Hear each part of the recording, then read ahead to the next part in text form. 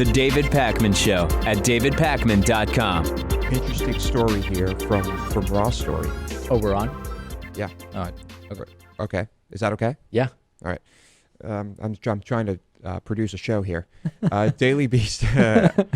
Let's see. Is it from the Daily Beast? Well, anyway, it's all over the place. Daily Beast editor Goldie Taylor took to Twitter on Saturday. This happened to her son. Right. That's what we're talking about here. Who was held by undercover police with a taser, cuffed, after trying to sell his own MacBook on Craigslist. Dave, black guy, black kid selling a computer on Craigslist, must be stolen, right? Yeah, I mean, it's, we sometimes we have these stories where it seems like race played a factor, and then you get down to the bottom of it, and it seems like it was just an innocent mistake that really didn't look good. And then sometimes you have a story where there's just no reasonable explanation. Yeah. According to Taylor, her son Josh contacted her on Friday after the prospective, quote, buyer of the laptop approached him on the street, only to have another undercover officer slip up behind him, press a weapon to his back, turned out to be a taser, and handcuff him. And she went on a tweeting spree. After discovering that he was the rightful owner, the officers apologized, uncuffed him, but never showed him any ID, gave their names, anything like that. They just got the hell out of there. Yeah. And it's pretty bad. Is this really the best use of time for police officers, like trolling Craigslist? For stings, yeah. I mean, it just makes absolutely no sense. We've talked about misplaced police priorities many, many times. We've talked about racially tinged policies. It's all very, very weird. And how can anyone argue with limited police hours in the day that this is the best thing that they could be doing, or even on the list of reasonable things they could be doing? It just makes no sense. Taylor wrote, I, like so many others, had tacitly accepted the notion that our sons were required to meet a different standard when confronted by police or other people in authority. There is, as almost every parent of a black boy will tell you, a way to behave that does not guarantee, we hope, but we hope increases the chances that they will make it home. Crazy stuff. Yeah. Insane. Yeah. Police really using our tax dollars well here. Here's something interesting. This has not been making much news. Maybe because this is a bill that Obama has said he will veto, but it is a bill that has passed the Senate that will allow the families of 9/11 victims to sue the Saudi government. This is, most, I believe, of the 9/11 hijackers were Saudi. Correct. And there are many hypotheses and theories out there about Saudi funding for this whole operation or whatever. And that's what's going on now. I mean, Obama has said he will veto it, but it has passed the Senate and it's going to go through the House. It probably won't make it through the House, right? It probably will not. What I've been more interested in with this story is, why do you need permission? In other words, does the law allow you to sue the Saudi government, period? It appears that the answer is no if you're an American citizen. So then you basically are creating additional law to allow for this international cross-country lawsuit mechanism. Yeah. Well, my question would be, is this a bill that allows these families to sue the Saudi government kind of on behalf of the U.S. government? Yeah, because either way, no matter what the U.S. government says, the Saudi government could just not recognize this, right? Yeah. The U.S. can't unilaterally pass international law.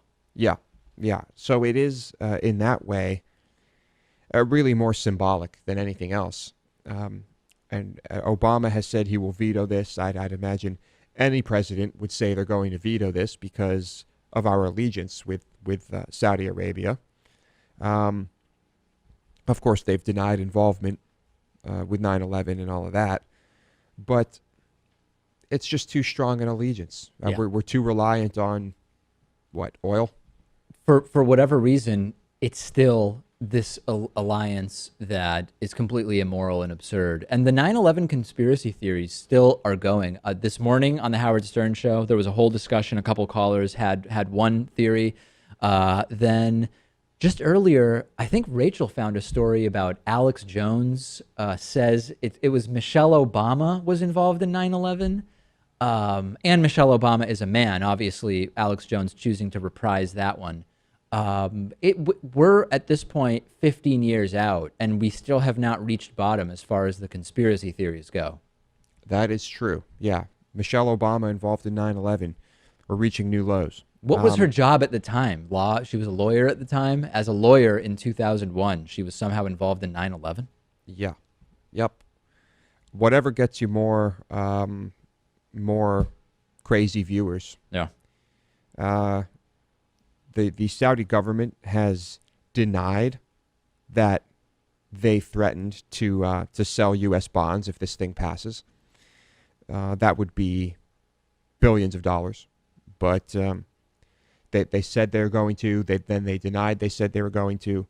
I don't know what's going on with that. It's going to get vetoed anyway, but someone in the Senate said that they're confident that Obama would be overruled in his veto. But whatever. I mean, Saudi Arabia, just like you said, they don't have to recognize it. Yeah.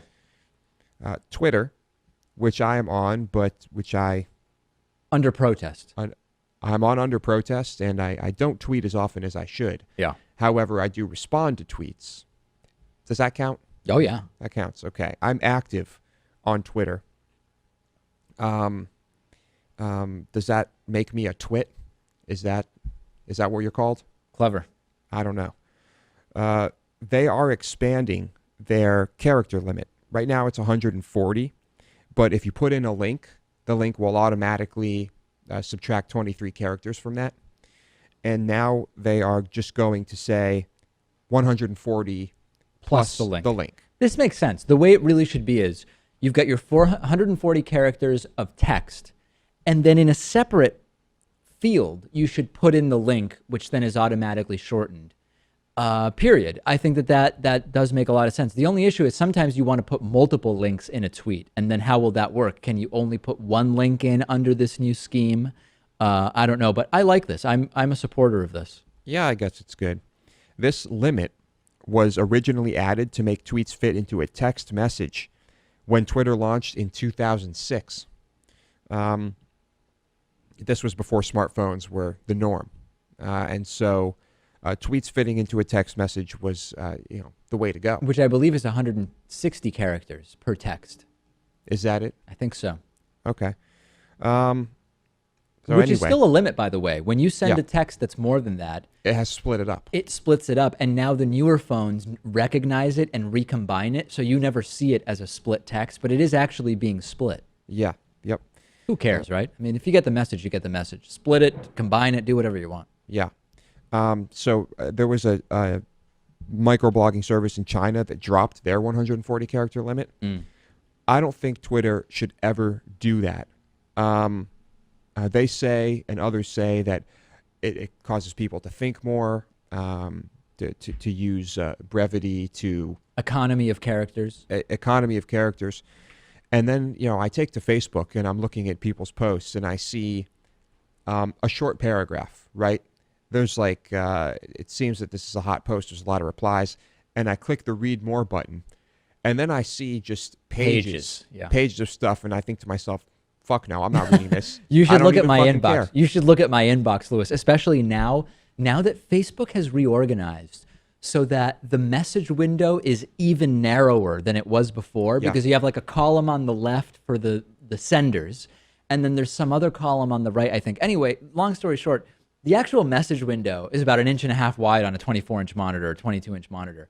So when I get these, people send me pretty crazy stuff on Facebook and normal stuff, but sometimes people will send me these long conspiratorial rants either about the show or about something we should be covering, crazy stuff. The scroll bar is like a millimeter because the message becomes so long. There is no chance I'm spending a half hour reading these rants on Facebook that people I don't know are sending me, which from the first two lines you can tell are just crazy unhinged things. regardless, I mean, I'm just not going to spend that. I have video games to play. I can't Well, read Facebook posts all day. That's another issue altogether. It's crazy. Yeah. And so, keep it short on Facebook too. And maybe it would be interesting to have a service that has an even smaller character limit, really force people to be creative. Yeah, 25 characters. That's it. 25 might be a little too small. Should I give a quick update about the noise situation? Because last Wednesday I actually explained on the bonus show what's going on. Well, it has begun. The construction seems to have begun. What we've basically done, and because the sound insulation is not that good, I'll speak more quietly and get close to the mic. Our attorney Lewis has advised me to. He drafted a letter which I sent to the landlords last week, basically saying, you've really not provided ample time to find a different space, and you're not providing any accommodation. And he gave me some case law to cite, which basically says, if the space is not usable as office space, which it wouldn't be if it's really loud, then we are not required to pay rent. So I indicated what I will be doing is I will be using a decibel meter and then taking a picture of the decibel meter. And if the sound level is above 80, I believe we agreed to 85 decibels, I will send it to them and say we are withholding rent for today. Now, it's possible that they'll sue us, right? I mean, that is a possibility. What our attorney thinks is more likely is they wouldn't do that because it costs money to sue someone, and they'll just at least allow us to not pay rent on those days, which is no big victory, I should mention, because we just want to produce the show. If we don't pay rent one day, but we can't do the show, who really wins? I mean, nobody really wins, So I actually have on my desk a decibel meter. And if we were to have loud noise right now, I would take the decibel meter and turn it on and then take a picture or video of that documenting the noise level. And that's sort of where we are right now, Lewis. Yep. It's sounds like right now they're just putting things up there, preparing to unleash the hell fury. Yeah. Do you want to do a test just as far as like what the decibel would be from across the room if you talk? Let's test you. Ready? Okay. Testing. Dave, what are we picking up here on the meter? That's only 55 decibels, which is totally normal office environment, Yeah. For comparison, if I put this thing really close and yell, "Hey!" That was 100 decibels. Wow. So, and to be clear, once it reached 97 decibels in here, that's like someone 3 inches from your ear yelling. Mm-hmm. That's what that's equivalent to. Yes. Not a good environment to record a national talk show. No.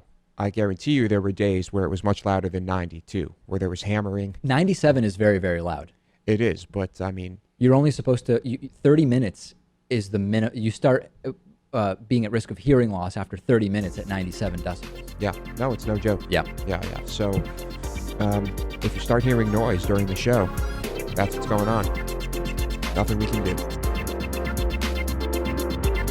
The David Pakman Show at davidpakman.com.